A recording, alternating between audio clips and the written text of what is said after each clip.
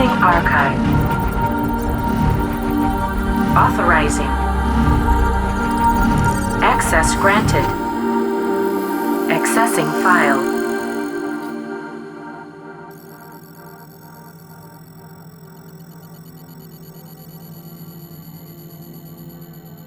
Rolling. So, Jane Com, welcome. Hi. Thank you so much for being here. How are you? I'm really good. I'm very excited to chat with you today. Awesome. You were saying a minute ago that the time that we're in, you've been waiting for it for a long time. What do you mean when you say that? What's going on right now? Well, the intensity of the COVID conversation is definitely bringing up really deep, hidden parts of our psyche and our society and the way that it operates. And I've been looking into these deeper, more hard to look at hidden aspects of our psyche and collective consciousness for about 20 years. And so it was not a very easy conversation to have. Well, it's not an easy conversation to talk about our darker parts, but it was just like people thought, what are you even talking about? And now it's becoming more mainstream to explore these darker parts.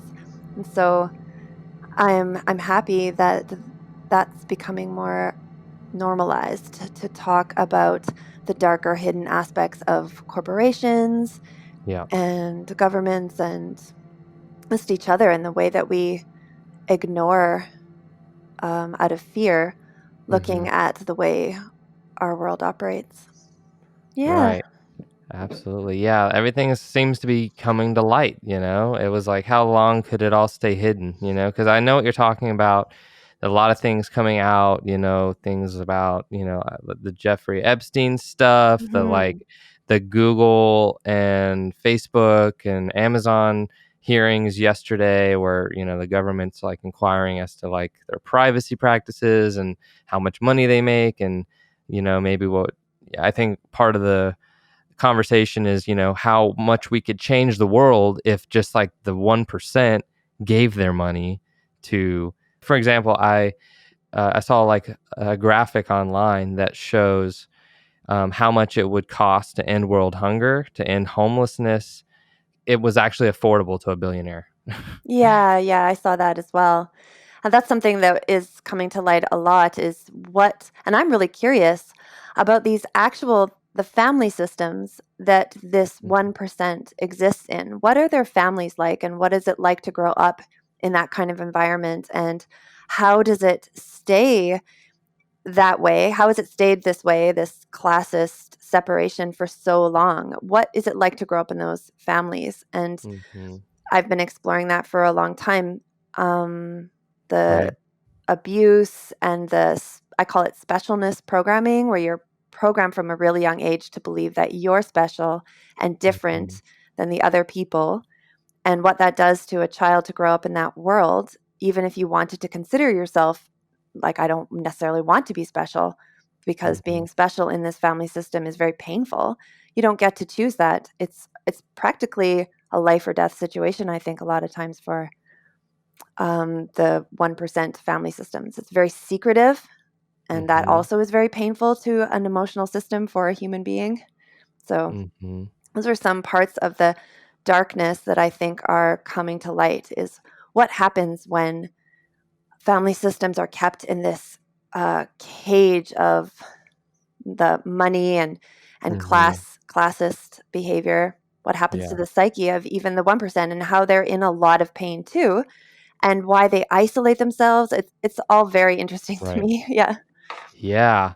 I've in different terms researched this. A lot of my research comes from listening to books about entrepreneurship and the struggles that people who are entrepreneurs go through. Mm-hmm. And those types of things, seem to correlate even with, people who are very successful in an independent way. Maybe they weren't even born into this rich family. Sometimes it becomes about protecting your wealth, protecting the things you fear to lose Mm-hmm. once you kind of get to a certain, place in your life where you have all this stuff. Maybe you have all this money, you have all this property, but then you're in like a more vulnerable place because now you have to protect all of that. And that's why I think materialism is kind of, of course, in spiritual circles, it's known that it causes a lot of suffering, Absolutely. to put all of your happiness into these like items. Really they have a very short acting effect. If you get a new car or a new house or a new whatever, like you're going to be happy riding this high for like 2 weeks. But then if you're going to be right back where you were, it's not going to change who you are at your core of being. That's internal work. Mm-hmm. You know a lot about internal work because I guess we would call you a therapist. Isn't that right? Yeah. Yeah. So with the internal work, like how would you recommend people do find happiness, but also like what you've learned through it about, the psyche and how people can maybe hone their psyche and, gear towards happiness, productivity, good vibrations. Yeah. Well, as far as happiness, that interesting, elusive search, um, I think that happiness comes from being able to be in your body, in your own personal body, space, emotions, and be capable of caring for yourself, of asking for what you need, of connecting with your emotions, and really knowing the self. From the Matrix, know thyself. That's a real Mm-hmm. thing. You're inside your body. If you aren't able to connect and communicate and understand where your pain, neuroses, joys, passions, where it all comes from and how to care for it, happiness is going to feel very shallow and elusive. And also, life isn't always happy. That's ridiculous to even think that that's going to be the way it is. But being able to care for yourself and and feel connected within the struggles of life, that to me is actually happiness, or more importantly, fulfilling purpose, the purpose that you chose by being born into your particular ancestry, lineage, body, placement, to be able to purposefully connect and move through life connected to yourself. And therefore, Mm-hmm. if you're connected with yourself, you're also able to reach out and connect with other people and to go through the fluctuations that every single human relationship contains connected. So that to me is happiness and what I work towards in my therapy. Amazing. Where Yeah. did your interest in all of this start? What age were you when you started to delve into the psyche and, I want to learn about the mind and I want to help people and this type of thing, your whole journey? Well, I've always been intensely interested in, when I was a kid, it was God, because Mm-hmm. that's all the wording that I had in the, early or late 70s, 80s as a little girl. There was no spiritual conversation where I grew up in redneck Alberta, Mm-hmm. Canada, redneck Alberta, Canada. But I was born with it. I can't remember not being driven towards understanding existence, and God was the Mm-hmm. only word that I could use. I've also always been very interested in the adults, really. As a child, I Mm-hmm. was very suspicious that something was very wrong here. I cannot remember a time when I didn't feel like something's wrong. So I could Mm-hmm. tell that adults, as much as I cared for my parents, that they were doing things wrong. I remember my mom explaining to me that there was no way to get rid of plastic in the grocery store. I was looking at Mm-hmm. the thousands of containers of plastic, and when she said, "Yeah, we don't get rid of them, they just go to the garbage dump." And I just Mm-hmm. had an anxiety attack. I was like, "This is crazy. This can't be real. Yeah. You can't be the adult that's in charge of making things work here. You brought me here. How could Mm-hmm. you not know, all these adults, how could you not know that this is impossibly horrible? That if we Mm-hmm. create this plastic, we don't have a way to get rid of it. We don't Right. have a way to create a cycle that it is supported on the earth." And there were many, many moments like that when I was growing up where I felt very suspicious of adults. And so that grew into really wanting to know what was going on and asking a lot of Mhm. questions. And then when I was 19, I went to university, but I dropped out rather quickly because Mhm. I got a strong sense of the classist system of paying tons of money to people who also pay tons of money to learn a very specific genre rhetoric, I guess is what I would Mhm. call it. And the main thing that hit me was how my textbooks that were written, because I was in psychology and education, they were Mhm. written in ways that the average people who apparently were trying to help and connect with, that they would never speak, that no one speaks like this in the way the Mhm. textbooks are written, the way I'm expected to write papers. Nobody talks like that. So why would Mhm. I talk like that? And that very Right. why would I write like that? So that very fundamental thing that people just go, oh, that's just how you write in university. To me, that is a separatist. Um, I just couldn't handle it. It made no Yeah. sense to me. And so I dropped out and I went to Mexico. And I ended Mhm. up finding through a really good friend of mine a group of Huichol people, and they are the peyote people. Their Mm. sacrament, their sacred plant medicine is the peyote cactus. And Yeah, I beautiful. ended up learning from them for about 4 years over the winters and eating a lot of peyote instead of going to university. That's a better university, I'd say, because Yeah. it shows you what's really there, not, you know, uh, I don't know. I've always had a similar suspicion about the schooling system. I don't know that I shared the same level of suspicion you had about adults. I can remember as a kid feeling like I would pick up on things adults did that I didn't understand why, because of maybe, the internal dialogue changes as you become an adult.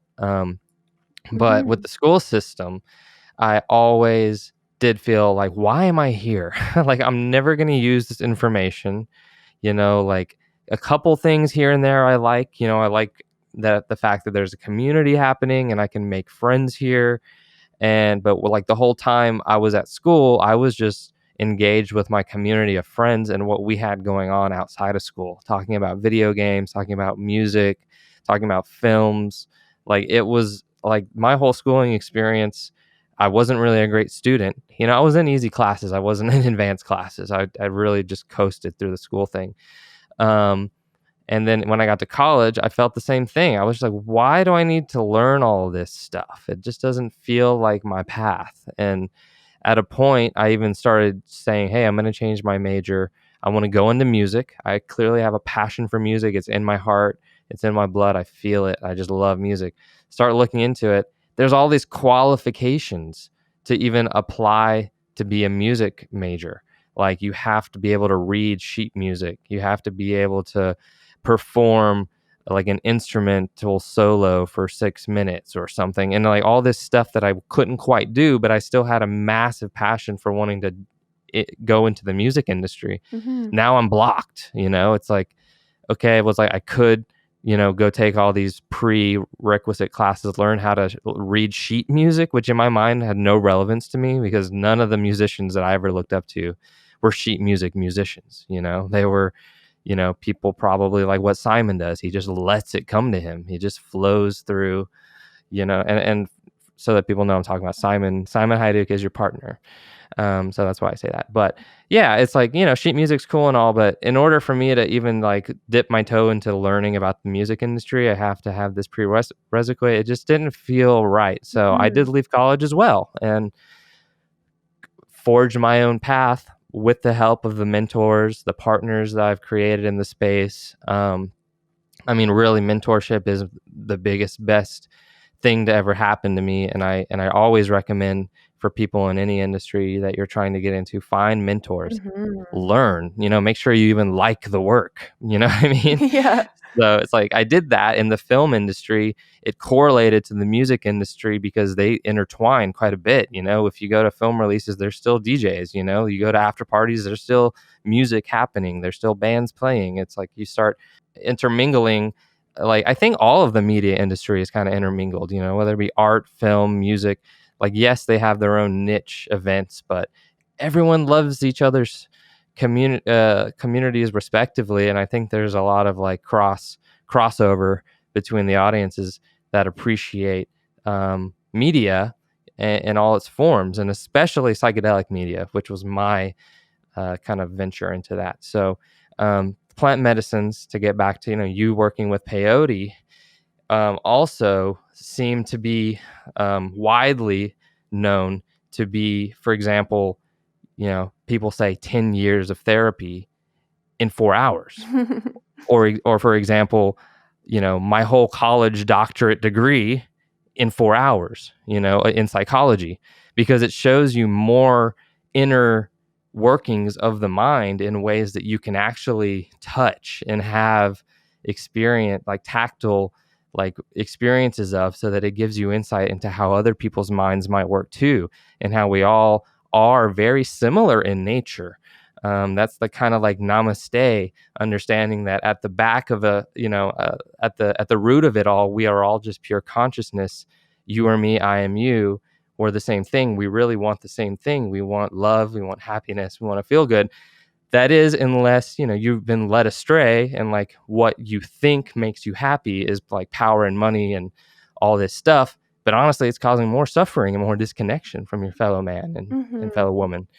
So that's interesting. So if you want to, like, would you be down to talk about your time with the Huichol people and the peyote, and maybe what you've learned from using that? Well, I feel really grateful to have had a lot of time with peyote when my brain was just coming into adulthood. So I was 20 till about 24, that I was with the Huichol people in the wintertime. And I went on their tours. Well, it's the peyote hunt, where they go to all the different sacred sites, which back in the day, they used to walk and fast and only eat peyote. But now, Wow. because of colonialism, I guess, and all the separation and fences and owned property, they drive. But it takes about 2 weeks, and there's a ceremony to open it and a ceremony to close it, and the whole community is involved. And so everybody in the community is eating peyote together. So stopping everything they're doing, all of their, the chores of everyday life, to stop and, as a community together, eat peyote, sit around the fire, and stay up. And then there's it's not a rule, but it's an idea that you can try to stay up as long as you can. So I would stay up for three days and 2 nights. Wow, I've never done that. Yeah, and you Never just, stayed up for more than maybe like I would say 30, 32 hours or something. yeah, and so you That's just a feat. keep eating the peyote to keep being awake and keep learning, and it sort of Wow. cracks the psyche into I bet. being much more open, much more vulnerable and humble and listening, because, well, many reasons. But what was really wild to me was the healing potential of whole communities, it just being a part of the community, to stop and listen, to stop and eat the therapist. I call plant medicine is like swallowing a therapist. That's a quote I like to say to people. I love it. That is Yeah. so good. And the amazing work that can be done by peyote is really amazing, because it's quite awake. Like, it wakes you up. It gives you a Yes. lot of Energy. energy and capability. Like, oh, look at me, I'm running without running really fast down a mountain without judging myself or stopping myself. So Love it. it really gives you a lot of feeling that you're capable. And it was just amazing to feel that, to stop, and what our society could be like if it was a given that we needed help. We can't just keep running around with our heads cut off like chickens Yes. and Yes. expect to feel connected to one another and ourselves. So that's Right. one thing that really, really affected me, seeing how the community does that, and to be able to cry together, just random people crying, because of course you're going to cry. It's Right. not a thing. Someone might come over and be with you, but nobody's like, oh my goodness, that person's crying. It's expected. And everybody's like, Right. oh yeah, of course. There was Mhm. fights. I saw a fight between a husband Mhm. and a wife where a husband came and I think he kicked his wife across the chest, like right in front of Wow. everybody. And just to give you a visual, to get to this community, we had to take a very long bus ride, dropped us off at a river. We sat and waited, took a very long boat ride, and then a donkey came and picked us up to take us to Whoa. So where you're we out were. there. So Okay. this is very far from any technology or anything like that. And it was in the Mhm. early 2000s, so there was no internet or anything like that. And so that's to give you a scene of where we're eating the peyote for all of these days. And this man, so the third day, all the feelings are coming up, and he comes and he kicks his wife across the chest, and she falls to the ground. And his wife grabbed a log out of the fire and swung it at his head. Whoa. And then a bunch of men from the community jumped on the husband and tied him up. Mhm. They tied him up and they left him there. And then Wow. everybody just kept moving around. Like, okay, there, now he's tied up. And Yeah. I was so shocked. I was like, what is Whoa. going on? This is amazing. I've never seen anything like this before. And Yeah. I sat and watched him. I sat and watched him with actually his little daughter was sitting in my lap, and she was Mhm. crying, and people were talking to us, but he was there for probably like 4 hours. And Mhm. I sat and watched him, and what happened was he went through so many emotions. He went through Yeah. attack and like yelling and screaming. He went through crying and begging. But it wasn't until he finally surrendered, and I saw it in his body. His whole body melted into the earth, and he Wow. gave up. He gave up Yeah. all of the ego battles, all of the different ways the ego has of trying to justify behavior, and he just gave up. And that's when the shaman and his wife came and untied him, and they took him Mhm. for a walk more into the desert away from the village community space. And I followed because in my therapeutic mind was already wanting to learn. And so I followed and I watched them, and I couldn't understand what they were saying. They were speaking their language, Raratica. But Mhm. I just watched, and I watched how they dealt with him, and I watched how, because he had gone through all the emotions in a he was Mhm. restrained, but nobody Yeah. was caretaking him. They were just Sure. letting him go through it. When he was finally able to talk to them, it was obvious that he was much more grounded and lucid. And Yeah. then the wife came out and they talked. Mhm. And I don't Mhm. know what they said, but I saw the result of the way that worked out. And I was like, Wow. wow. They call to action immediately. Immediately, Yeah. this guy is out of control. Tie him up. Don't give him Mhm. any attention. Let him go through his shit. Yeah. And then he is dealt with when his nervous system has calmed down and he's accepted the space he's Right. in. So those Wow. were, yeah, I love that story. I love how Yeah. the possibilities for the way that we take care of each other when we're in trauma, and trauma that can be aggressive, how we deal with each other is like not caring for people in that space, like re-traumatizing them with punishment and long-standing punishment. There's just so many possibilities in that. So that's a It fun little sounds like they story. work through it really fast, you know? Like, it sounds more intense for those 4 hours, especially for the guy being tied up, but, hey, they might have just solved years' worth of trauma in 4 hours by going through this intense, really hard, really deep, really kind of profound ceremony together where, emotions flew Hmm. and things got off each other's chest, and they kind of saw, okay, that's the brink of no return, hopefully, and heal from this. This was a big deal. Heal from this, Yeah. and I think the medicine puts you in a place to be able to receive that, as well as the restrainment and, everything else you mentioned about how they went about dealing with it. And that is definitely different than how, today in modern America, people deal with stuff. They shove it down and shove it down and shove it down, and then have explosions, and it's like drama and tweets and all that. You know what I mean? It's just super Yes, and different. blame and Yeah. shaming tactics that go beyond just like, obviously he was shamed being tied up, Hmm. but it was Hmm. more as a device to help him move through the stages of his psyche to get to the Right. surrender. It wasn't as an actual punishment. It was like, you're not safe right now. You're restrained. It was very simple, cut and dry. Mhm. But Right. I do want to say something about plant medicine Yeah. because I've experienced, because I have also been a part of different ayahuasca ceremonies. I've done ibogaine. Mushrooms are an amazing therapist Mhm. ally as well. But I do notice that in our culture, there is a tendency to idealize or think of plant medicine as a solution, Mhm. to put a lot of effort into ceremony and taking in plant medicine and not integrating into everyday life. Something Right. that our shaman taught us that I have never forgotten. It's burned into my brain, which is a part of why I do very sober therapy work, is Mhm. because there was one time we were in the desert, we were on the peyote hunt, and we'd collected a whole bunch, and we were celebrating being together. Everybody was very, very connected, had eaten a lot of peyote.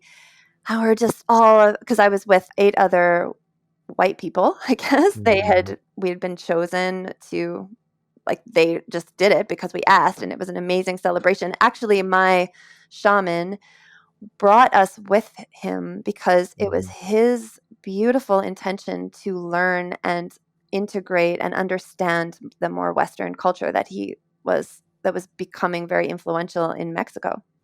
And Mhm. so I really, really honor his very sincere. He was not trying to get tons of money from us. We were just poor kids. Like, I Mhm. spent every single cent I had to be there and get there, and I had $0 when I got home, that kind of thing. And we Right. provided for the community a lot. It was a wonderful exchange, but we were by no means rich people.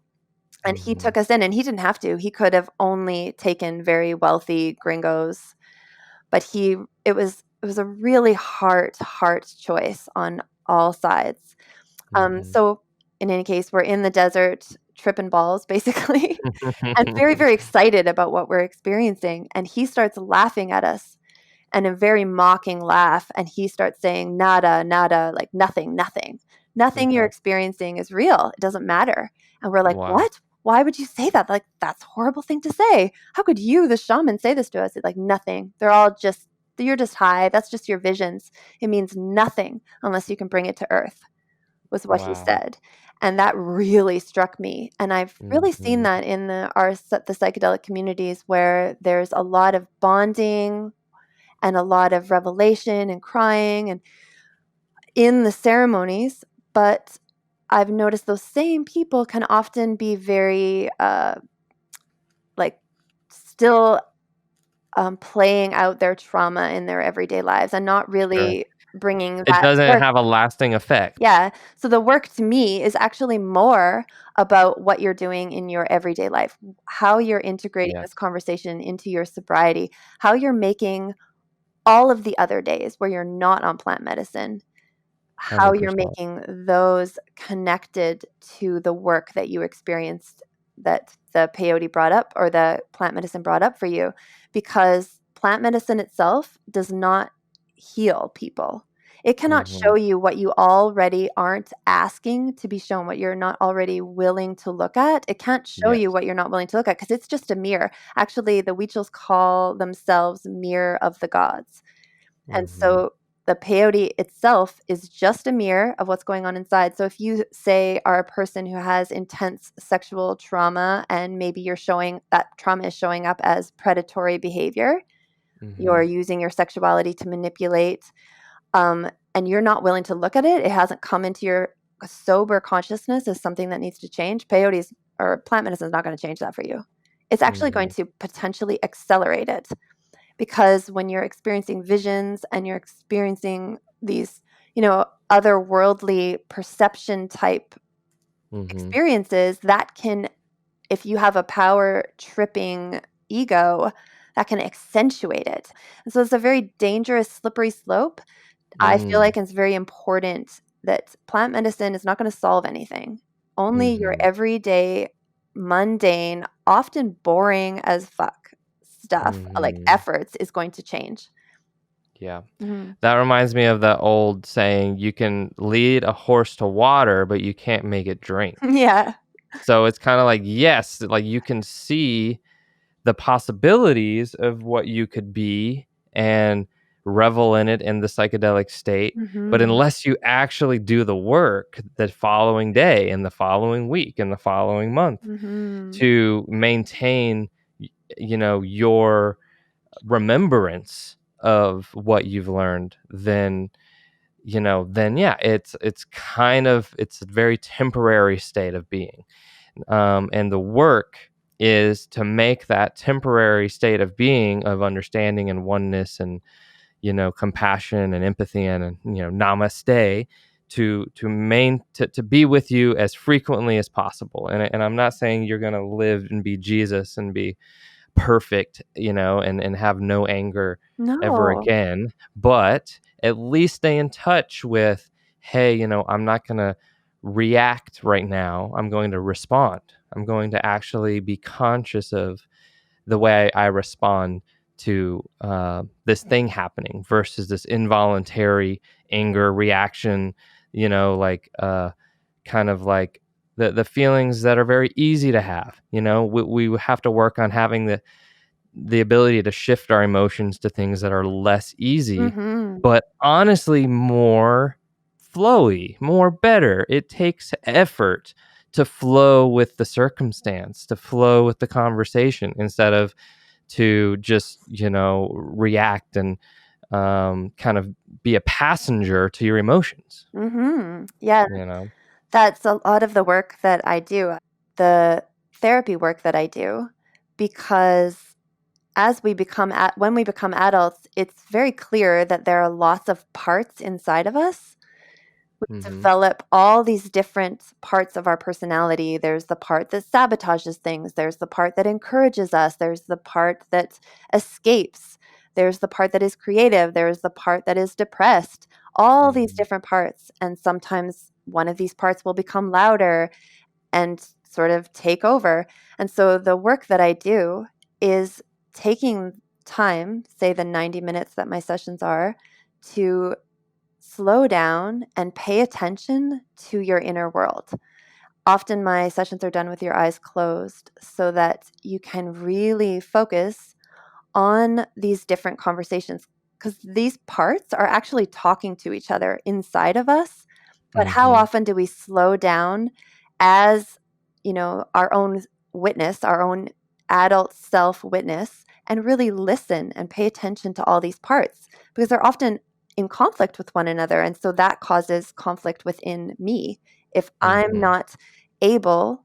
And so the work I do is called self-parenting. So it's you becoming your own parent Mm. of your inner world, of all of these different feelings, so that they can coexist peacefully. And by peacefully, I don't mean you're always going to feel like some kind of flatline Mm-hmm. sameness of peace all the time.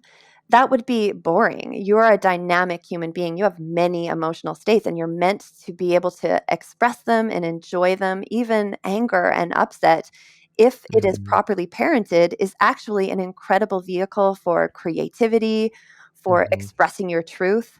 Anger is very important. Mm-hmm. But if it's not given the proper container to express, it can be very abusive Yeah.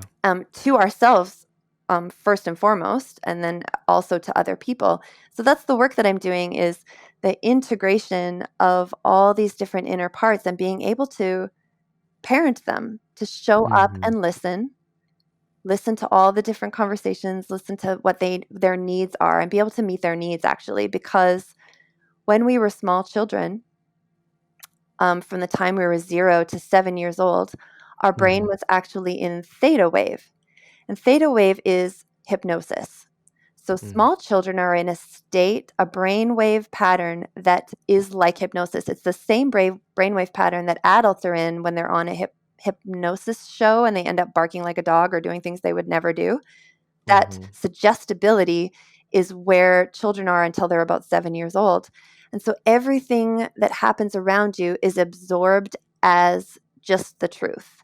If my Wow. dad ignores me, that must mean that there's something wrong with me and I'm not worthy of attention. And so that belief system gets ingrained in us. And that's how these different parts show up, because we develop protection mechanisms. So if my Yeah. dad ignores me, I'm not worthy of attention.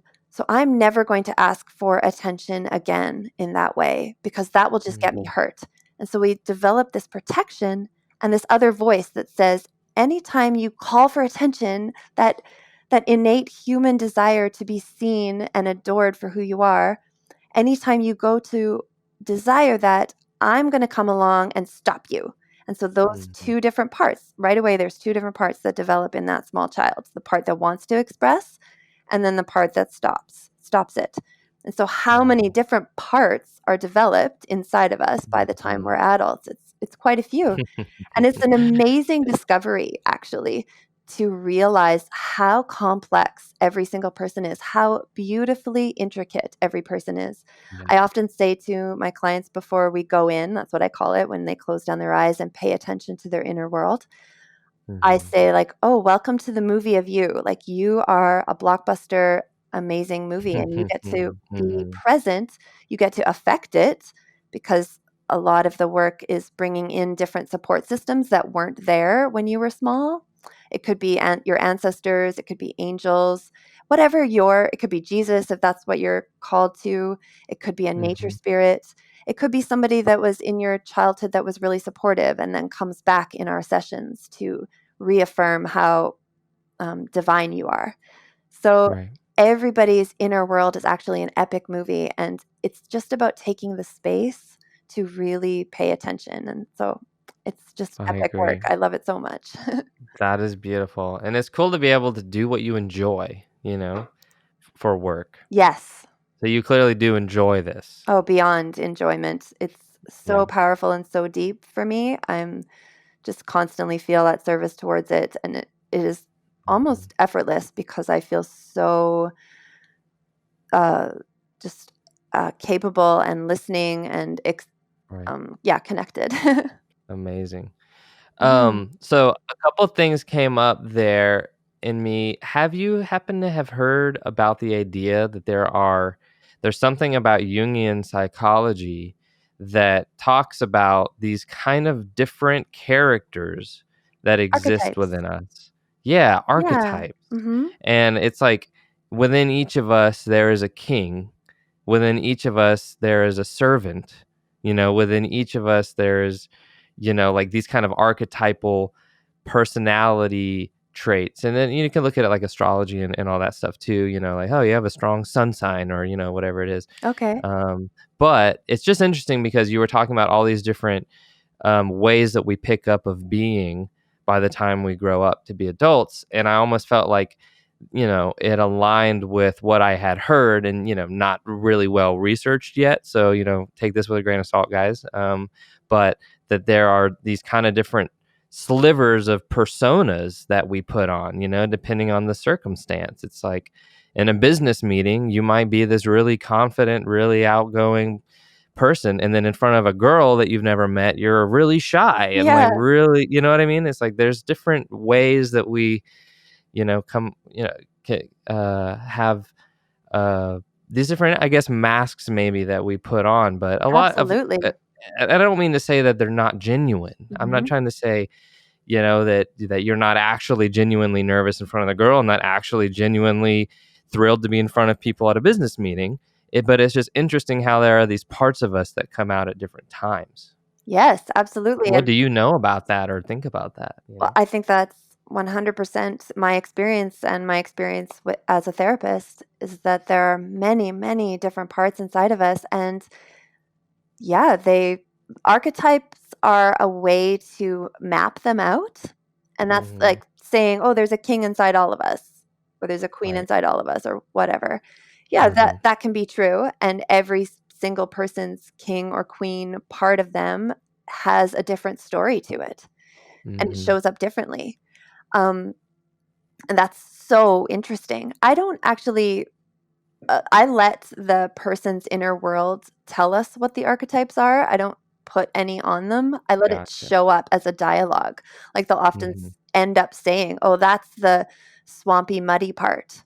And so from then on, when it comes up in the session, we'll refer to that part as the swampy, muddy part. Because Right. once you've visited these parts of yourself, doing what I do, which is closing down the eyes and really paying attention, then when you're in your everyday conversational time, this is another part of the session when we're just talking about what we experienced, then you can talk about these parts and normalize them so that they're not hidden anymore. They're not hidden. This muddy, swampy part that's in this person is not affecting them in secret. It's not this shameful secret. It's like, oh yeah, everybody here on this earth has different parts that are sabotaging and in pain, and mine is called the swampy, muddy part. And so we end up dialoguing about it. Oh yeah, I went to that job interview and swampy, muddy part was like wreaking havoc. But then I brought in that angel part of myself and we had a conversation in the washroom. Wow. And, I let swampy, muddy part know that, it could cry in the car afterwards or, whatever. I'm just I making think this that's up. more adaptive, because I think each person does identify with certain symbolism, in the world. Mm-hmm. And so maybe someone wants to be an angel, not a king. You know what I mean? And Yeah. so it's like that aspect of them. It's not that they want to be that, but I just mean they identify with that imagery more. Mm-hmm. That's cool. I think that's very adaptive of the way that you allow people to create their own meaning, their own imagery from what's kind of bubbling up. And I do wonder, what is it bubbling up? I guess it's the subconscious, right? Yeah, and also the collective consciousness. It's the amazing. I sometimes try not to pin things down too much because to me, I feel like in our world we have this uncontrollable like neuroses to Yeah. pin things down and call them Yeah, you that, and have to now they're know what that, it and is. it's over. We discovered something, and anyone who Right. disagrees is stupid. As Mhm. though everything is in constant conversational evolution. It's always just new information. So I try not to pin anything down. And I really like what you're saying about, yeah, each person's inner psyche is their own epic movie. And it might have Yeah. similarities to others, but it's so unique. Every single one of us is absolutely mind-blowingly unique. Like there Mhm. is, I often actually think that a part of what happened to us as a collective is we were disconnected from how amazing we actually are. And so as our consciousness comes into adulthood, we often, because we're not able to connect with the actual power and unique storyline of our pain and all the energy and connection that can come from being able to express who you are to each other, that we look to drugs and alcohol and escapism because we're not given like rites of passage to discover how incredible we are. And I actually think that our emotions, if we were able to harness and ride our emotions, we would be very high. Like we would be, we take these plant medicines and psychedelics to have these epic experiences, but we are actually epic experiences. And this is what happens to me a lot of the time. I've had people, because my sessions are sober, I've had people say to me when they come out of the, inner world exploration, that was more intense than my ayahuasca journey. And Wow. I don't take that as a compliment to myself. I take that as the truth about who we are, that when we pay attention to who we are and we learn to ride our emotional experience and not try to shut down anger or shut down pain, and we get into it and we let it connect us to another person. So that's what the therapy is getting used to letting that inner world be seen by another person and be able to love it. And Wow. that we wouldn't need as much escapism. We wouldn't need as many TV shows, as many movies, because we would be those epic movies, because we are. Exactly. I was saying that in in a podcast with my friend Mike recently about how this podcast, what we're doing right now, it's awesome because I enjoy it. We're gonna get information out to people that hopefully they benefit from, they learn something from, but also in the editing process, it's like I'm sitting back watching a movie for like 3 hours, you know what I mean? And Yeah. that's so much more productive and fun and like interactive than just being a passenger to like a Netflix show that I've already seen a bunch of times. You know, like Breaking Bad, for example. Like that's one that it's just such a great one of my favorite series of all time. It's Just amazing. the way it was shot, like it's like a default. Like I've seen it time and time again. I'll just if I want something on, I'll just throw Breaking Bad on. But I guess what I'm saying is like editing these podcasts, you know, I'm probably 15 episodes in now. If it's 3 hours each, that starts adding up to a lot of like quote unquote entertainment hours that I've traded towards something that I'm still being entertained by, but now it's productive and it's fun and it's part of my path, you know? And it's connecting. You're connecting with Yes. another human being. Yes. So you're not a bystander to the emotional ride. You're in the emotional ride. 100%. Yeah. And Love it. I think we also gave up a lot of our ability to move into the unknown and the intense like chemical rush and high that can come from that, to move into the unknown and to try new things to connect with yourself and other people. We gave up a lot of that. And I think that's partly why a lot of people are very feel very purposeless. Yeah. Go ahead. That is exactly part of, I think, the purpose of this podcast is to share with people, you know, how to find purpose, how to quiet your mind enough to really do that deep work of who are you, why are you here, what do you love, what are you good at, where are your strengths, where are your weaknesses. It's okay to have weaknesses. Everyone has them. Just identify them. You know what I mean? So you know what they are and kind of go towards something that fulfills you, because money, cars, houses, they're great. They're not going to fulfill you though. You know, like it's an inner thing. Like it comes from inside. So that is part of, you know, I think the reason that I am bringing these podcasts out and releasing these episodes is because a lot of the people that I interview on here do something that fulfills them, you know, whether it be art or music or being a therapist, you know, like they have a practice that fulfills them on a level that just having a big number in your bank account just never will, you know? So it's true. While I have you, I wanted to say, have you researched it all, or like, how do you feel about the whole MDMA psychotherapy model that is being developed right now? Well, I guess I have a lot of trepidation just around how quickly people are considering themselves therapists and haven't, in my humble judgment, which maybe is not so humble, but it's coming from a place of really wanting to make sure that people are cared for and not victimized. And so that's a concern. There's a concern because of what I was talking about earlier, that taking medicines can give you the illusion of having more power and more connection and more abilities than your actual sober life can live up to. Sure. So that's a concern that I have. At the same time, all of my psychedelic journeys happened through the space holding of people without any degrees, all of them. So I'm hypocritical to say that that isn't important as well. And I don't, as I shared before, I don't just blindly give trust to institutions, especially huge money-making, universities.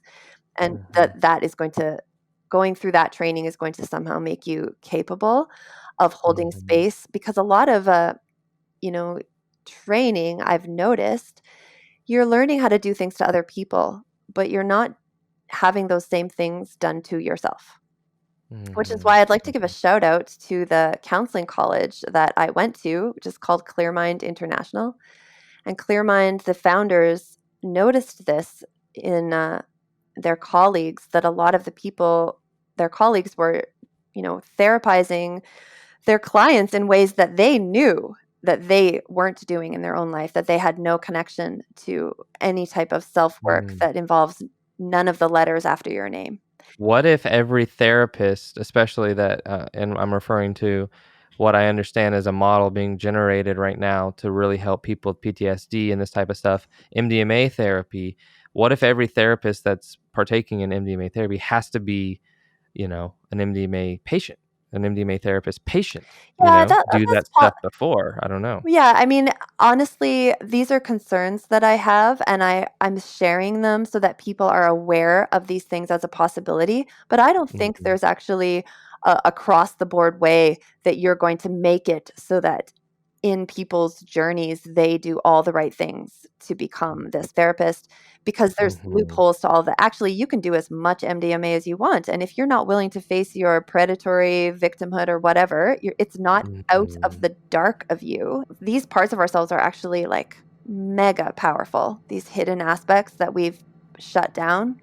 They have a lot of power to them. And so the point is to bring them out in a sacred space with somebody who you can trust so that you get good practice at communicating with these parts, at seeing Mhm. them and know, because they're affecting you unconsciously Yeah. all the time. Right. Yeah. I Yeah, I agree. do feel like the uh, MDMA, I don't use MDMA therapeutically, Mhm. but there is another substance that I'm pretty interested in that um, I have been involved with in different Mhm. respects. And so it creates just a longer time period to be together, and it connects you with your trauma, um, so with the trauma responses in the brain. But Is like, this the ibogaine? no, it's not a plant. Okay. It's an unscheduled medicine, and if anybody wanted to talk to me about it personally, I would share it with them personally, the name. Got it. But Okay. it connects you to it immediately lights up the trauma responses in your brain. Okay. So, oh my goodness, this is how I'm traumatized right away. But it Okay. also, just like MDMA, connects you to your heart. So you're Mhm. able to be empathic to your own trauma response. And just like MDMA, it also lowers the shame barrier. So you're able to Mhm. talk about the trauma that's come up with your heart open. So it's incredible kind of fast track to dig up all of the stuff. And so then you Mhm. can, with more information, because the sessions are 6 hours long, with more information, so much information can come out in 6 hours. It's just incredible. And then you can Wow. move more into the more sober sessions, visiting your inner world with more of a, the novel has been, the first few chapters Yeah. are really covered. Mhm. Mhm. Wow. Let's leave them with that mystery and that suspense. Thank you so much for your time today, Jane. Give us all the And shout outs. Where do we find you? yeah, you can contact me. My website is janecalm.com. Very easy. JANECALM.com. Yeah, and feel free to Jane Calm Counseling on Instagram. Yeah, so my sessions are effortlessly done online as well, because Mhm. when you close down your eyes and pay attention to your inner world, you don't. That's all the tools you need, is your own Yeah. body and following the feelings inside. So So that is Jane Calm, everyone. JaneCalm.com. Go check it out. Follow her on Instagram. Thank you again for being with us today. yeah, thank you, Matt. That was wonderful.